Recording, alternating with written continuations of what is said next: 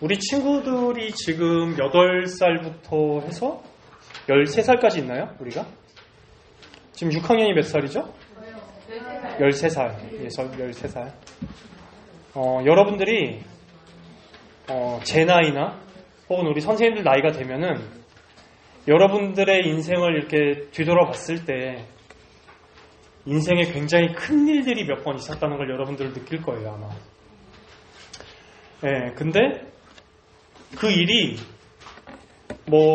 어느 날 갑자기 불현듯 찾아오는 일들도 있고 또 굉장히 어떤 일을 준비했다가 그 준비된 일이 성취되었을 때 느끼는 그런 기쁨도 있고 그렇게 됐는데 오늘 우리가 읽은 성경에 보면은 사실 저는 이 본문을 좀 제가 주의하기 전에 하나님께서 야곱과 씨름하신 이야기가 왜 있을까 성경에 이 부분이 좀 궁금했거든요.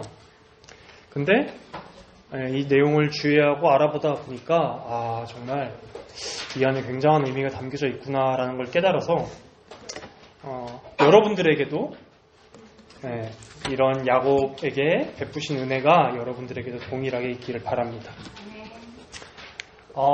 먼저 우리가 지난주까지는 이제 아브라함에 대해서 살펴봤잖아요. 아브라함이 아들을 낳았고 이삭이라는 아들을 낳았고 하나님께 이삭을 제물로 바치려고 하죠.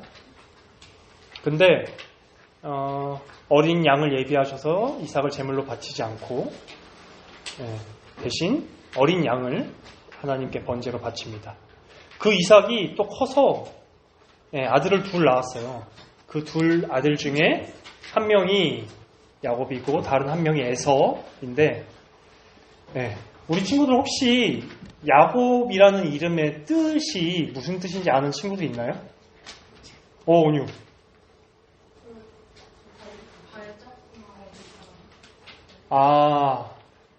발 뒤꿈치를 잡고 나온 자. 그 뜻도 있긴 한데,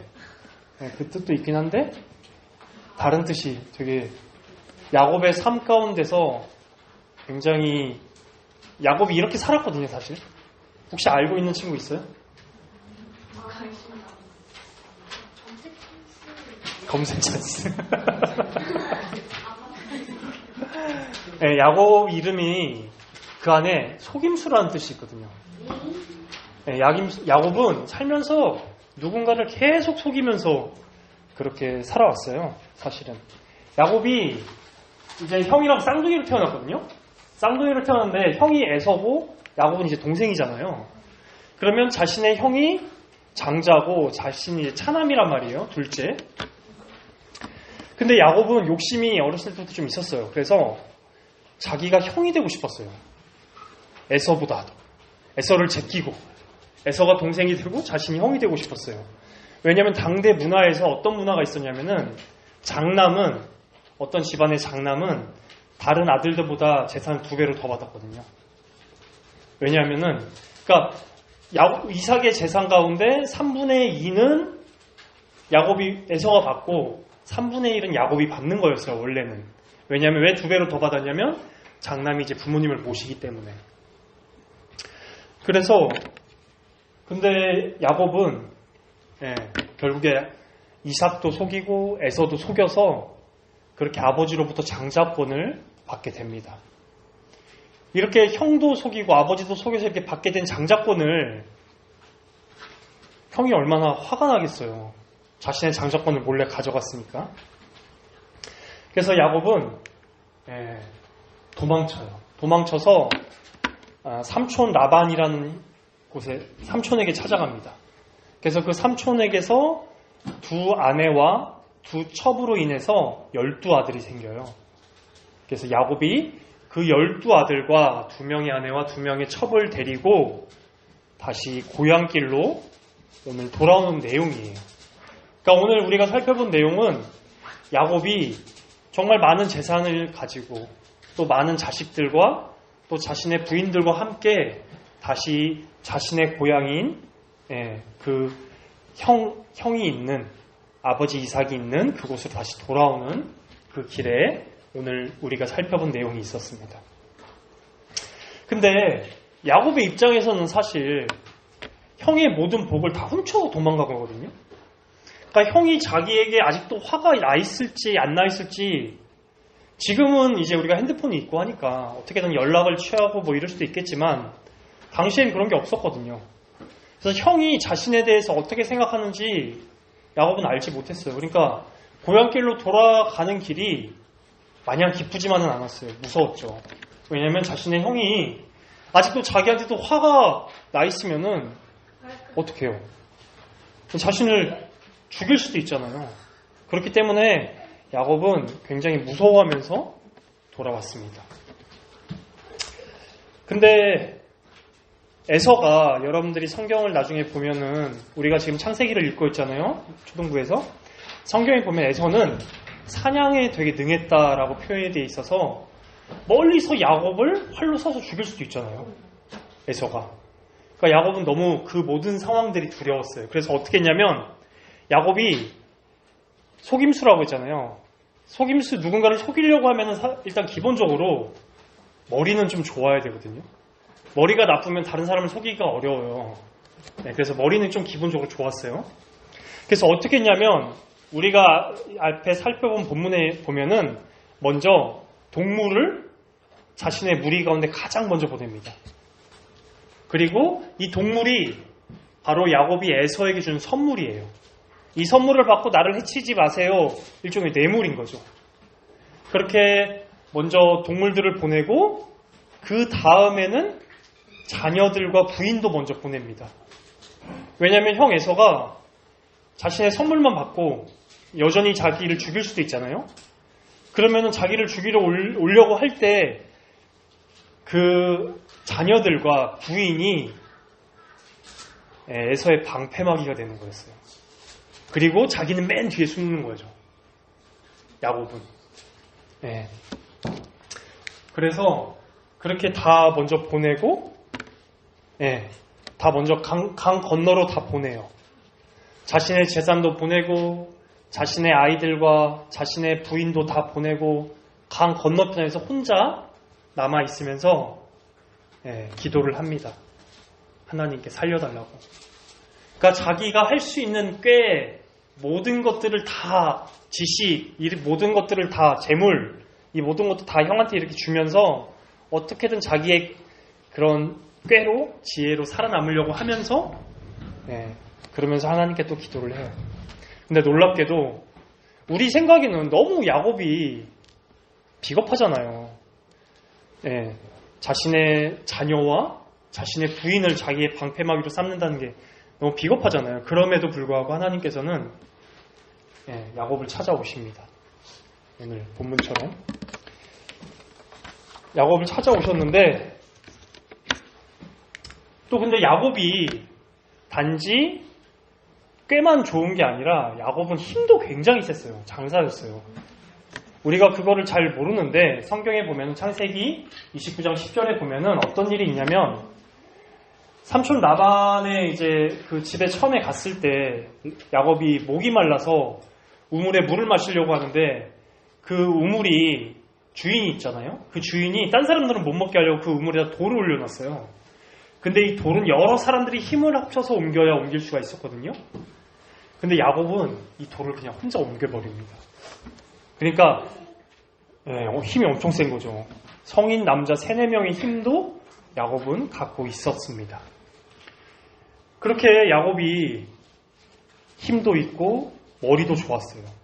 거기다 많은 재산도 있었죠. 근데 이 하나님께서 야곱과 씨름을 하자고 하십니다. 씨름을 하자고 하시고, 당연히 누가 이길까요? 하나님과 야곱이 씨름을 하면 하나님이 이기시죠, 당연히. 야곱이 아무리 힘이 세더라도 하나님은 전능하신 분이니까. 근데 하나님께서 져주세요, 야곱에게. 놀랍죠? 야곱에게 씨름을 져주세요. 그러면서 야곱의 씨름을 져주시는 대신에 야곱의 허벅지를 톡 치십니다. 그러니까 허벅지의 힘줄이 끊겨요. 그래서 야곱이 다리를 절게 됩니다. 그리고 그 하나님께서는 야곱을 힘줄을 끊으시고 씨름을 져주시고 떠나려고 하세요. 근데 야곱이 하나님을 붙잡습니다. 붙잡고 뭐라고 하냐면 자신에게 은혜를 베풀어 달라고, 자기를 불쌍히 여겨달라고 그렇게 기도합니다. 제가 전에 여러분들에게 얘기했었죠. 우리가 말하는 대상이, 듣는 대상이 하나님이시면 그게 기도라고, 대화가 아니라. 그러자 하나님께서 야곱의 이름을 물어보세요. 너희의 이름이 무엇이냐? 그래서 야곱은 저의 이름은 야곱입니다 라고 얘기를 하지만 사실 그 말 안에는 저의 이름은 속임수입니다. 저는 늘 평생 남을 속이고 살았고 또한 다른 사람보다 머리가 좋은 걸로 인해서 늘 이득을 취했습니다. 근데 자신의 모든 재산은 야곱이 꾀를 내서 강 건너편으로 다 보냈고 이제 자기에게 남은 거는 지혜와 힘밖에 없는데 하나님께서 이 힘도 끊으시니까, 힘줄을 끊어버리시니까 야곱은 이제 더 이상 힘을 마음껏 자기가 원하는 대로 이제 쓸 수가 없죠. 거기다 야곱이 하나님을 속일 수 있을까요? 네, 하나님을 속일 수 없습니다. 그러니까 정말 야곱은 하나님 앞에서 아무것도 없는, 정말 그냥 밑바닥 그 자체로 하나님과 대면을 하게 된 거였어요. 하나님께서 야곱의 힘도 끊으시고 그의 속임수도 넘어가지 않으시고 또한 자신의 모든 재산은 다 강 건너편에 있었어요. 그럼에도 불구하고 야곱은 저에게 그렇기 때문에 은혜를 베풀어 달라고 하는 거죠. 만약에 자신이 하나님께 뭔가 드릴 재산이 있다라고 했으면은, 그렇게 해서 하나님께 뭔가를 드려서 하나님께 받았으면은 그거는 은혜가 아니라 거래인 거죠. 물물 교환이 일어나니까 거래인 거죠. 하지만 야곱은 하나님께 드릴 게 아무것도 없었어요. 자신의 힘도 이제 안 되고 자신의 모든 재산은 강 건너편에 있고 자신의 속임수로는 더 이상 하나님을 속일 수가 없었고, 그래서 야곱은 저의 이름은 야곱입니다 라고 고백할 때는 저는 일평생 남을 속이고만 살았습니다. 하지만 그럼에도 불구하고 저는 하나님의 은혜를 구합니다 라고 이야기를 하는 겁니다. 그러자 하나님께서 야곱의 기도에 응답을 해주셨습니다. 이제 너의 이름은 더 이상 야곱이 아니다. 너의 이름은 이스라엘이다. 우리는 여기서 보면은 여기서 이 내용을 보면은 그냥 단순하게 하나님께서 야곱의 죄를 물으시고 야곱의 이름을 바꿔주셨다 정도로 볼 수 있지만, 사실 이거는 한 사람이 거듭나는 내용입니다. 다시 태어나는 내용이에요. 여러분들도 제가 설교 초반에 살면서 정말 큰 일이 여러분들에게 어느 순간 찾아올 수도 있다라고 얘기를 했듯이 어느 순간 하나님께서 여러분들을 찾아오세요. 그래서 여러분들이 하나님께서 찾아오실 때 저는 죄인입니다 라고 고백을 하고, 그럼에도 불구하고 저에게 은혜를 베풀어 주세요 라고 했을 때 하나님께서는 여러분들에게 은혜를 베풀어 주셔서 여러분들을 거듭나게 하실 것입니다. 이게 오늘 하나님과 야곱의 씨름 가운데 있는 핵심 내용이에요. 그래서 야곱은 이제 더 이상 야곱이라고 불리지 않죠. 속임수가 그의 이름이 아니었습니다. 이스라엘로 그의 이름이 변했죠. 그리고 이스라엘은 하나님의 이름을 묻는데, 하나님의 이름을 묻는 것은 뭐냐면은 당시에 그 종교관이 있었냐면은 신의 이름을 알게 되면 그 신의 능력을 가질 수 있다라는 그런 종교관이 있었어요. 그래서 예전에 힘 장사인 삼손의 아버지도 그때 여호와의 사자를 만났을 때 이름이 무엇입니까? 알려주세요 라고 했더니 네가 내 이름은 왜 물어보느냐? 나의 이름은 기묘자다 라고 얘기를 하시거든요. 이처럼 이런 문화가 있어서 야곱은 하나님께 또 이름을 묻습니다. 그러자 하나님께서는 이름을 알려주시진 않고 은혜를 베풀어 주시죠. 그 은혜가 바로 야곱이 살아난 거예요. 옛날 사람들 가운데는 어떤 생각이 있었냐면은 하나님을 직접적으로 만나면은 자신이 죄인이기 때문에 반드시 죽을 거라고 그렇게 알고 있었거든요. 근데 야곱을 직접 찾아오신 하나님께서는 야곱의 모든 것을 다 걷어가시고, 야곱이 저는 죄인입니다. 저는 여지껏 속임수로 남을 늘 속이고 살았습니다. 그럼에도 불구하고 저에게 은혜를 베풀어 주세요 라고 고백을 할 때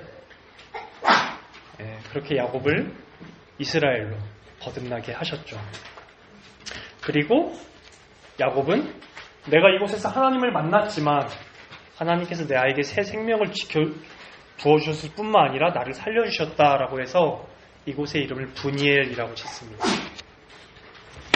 그리고 아침이 되죠. 성경에서 이렇게 시간도 굉장히 중요한 의미를 갖는데, 처음에 하나님을 만난 건 밤이었지만 야곱이 이스라엘로 새 생명을 얻게 된 후에는 낮이 되고 아침 해가 떠오르는 것을 성경의 저자가 얘기하고 있어요. 모세가 이야기하고 있죠. 이제 이스라엘은 떠오르는 새 아침 햇살을 보면서 나는 이제 이스라엘로 다시 태어났구나, 새롭게 태어났구나, 거듭났구나 라는 것을 알게 되었죠. 오늘 설교의 결론으로는 하나님께서 야곱이 밤에 홀로 있을 때 찾아오셨고 그의 힘줄을 꺾으시면서 자신의 더 이상 능력을 의지하고 사는 것이 아니라 이제는 하나님을 믿으면서 살게 하셨습니다. 그래서 오늘 설교를 듣고 우리 친구들이 적용을 어떻게 하면 좋겠냐면은, 여러분들이 다양한 이유로 지금 이 자리에 있어요. 부모님의 손에 이끌려서 온 친구들도 있고, 혹은 습관처럼 온 친구들도 있고, 혹은 교회가 재밌어서 온 친구들도 있고, 혹은 우리 저 6학년 형아들처럼 그냥 온 친구들도 있고, 다양한 이유로 있어요, 정말 이 자리에는.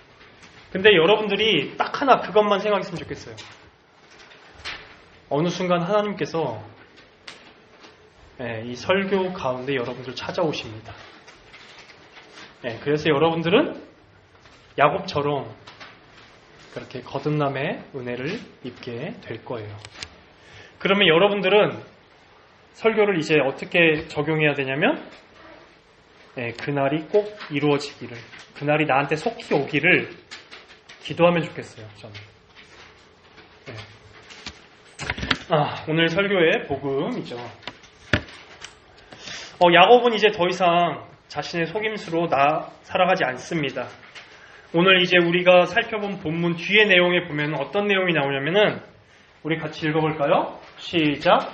여종들과 그들의 자식들은 앞에 두고 레아와 그의 자식들은 다음에 두고 라헬과 요셉은 뒤에 두고 자기는 그들 앞에서 나아가되 몸을 7번 땅에 굽히며 그의 형 에서에게로 가까이 가니. 자신의 가족들, 자신의 자녀들, 자신의 부인, 첩을 가장 앞에 보내서 자신의 방패막이로 삼았던 야곱은 이스라엘로 다시 태어났죠. 그러니까 어떻게 해요? 자신이 가장 앞에 나갑니다. 자신이 이제 가족들을 돌보기 위해서 가장 뒤에 숨었다가 이제는 가장 앞으로 나가요. 이게 거듭난 사람이 보여주는 그런 행동 가운데 하나입니다.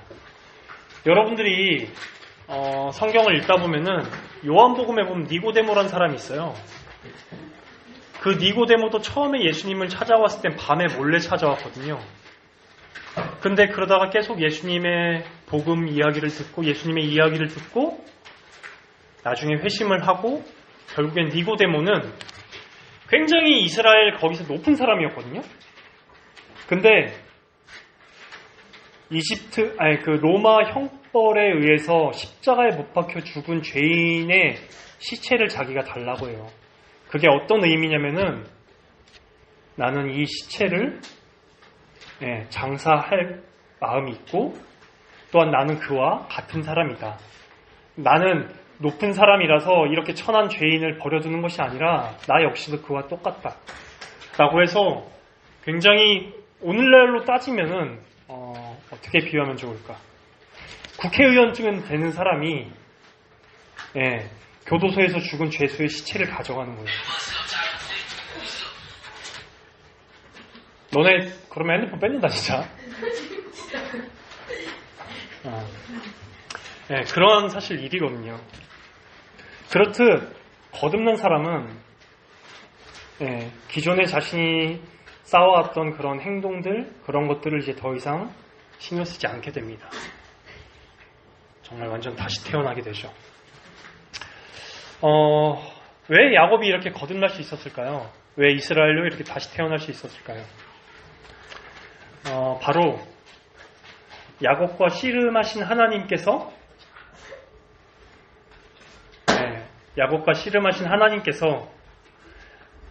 즉 예수님이시죠. 성육신하시기 전에 이 땅 가운데 활동하셨던 예수님이신데 그 예수님께서 야곱에게 씨름을 져주셨기 때문입니다. 씨름을 져주시고 그를 축복해 주셨기 때문에 야곱은 거듭날 수 있었습니다. 예수님께서 야곱에게는 씨름을 져주셨지만 야곱뿐만 아니라